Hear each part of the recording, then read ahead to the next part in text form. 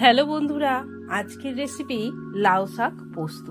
লাউ শাকগুলো এইভাবেই ছোট ছোট করে কেটে ভালো করে ধুয়ে রেখেছি। আলুগুলো ছোট ছোট করে কেটে ধুয়ে রাখবো। এখানে লাউ শাকটা একটু কচি দেখে নিয়েছি, আর ডাঁটাগুলো বেশ একটু নরম হবে, ওপরের ডগডগগুলো দেখে রেখে নিয়েছি। এবার গ্যাসের ওপর কড়াই বসিয়ে সর্ষের তেল দিয়ে কালো জিরে ও পেঁয়াজ কুচিটা দিয়ে নেড়ে আলুটা দিয়ে একটু আলু পেঁয়াজটা ভেজে নেব। এখানে গ্যাসটা লো টু মিডিয়ামে রাখবো। এদিকে পোস্তটা বেটে নেব। আলু আর পেঁয়াজটা ভাজা হয়ে গেছে। এবার লাউ শাকটা দিয়ে একটু নেড়ে নেব। এবার স্বাদ মতো নুন, লঙ্কা গুঁড়ো, পোস্ত বাটা দিয়ে একটু কষিয়ে নেব।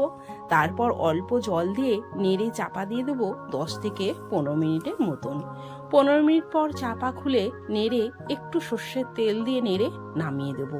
এই লাউ শাকের পোস্তটা দারুণ খেতে লাগে। বন্ধুরা, আপনারা একবার বানিয়ে দেখতে পারেন। যদি আমার এই রেসিপিটা আপনাদের ভালো লাগে তাহলে লাইক, কমেন্ট ও শেয়ার করে দেবেন।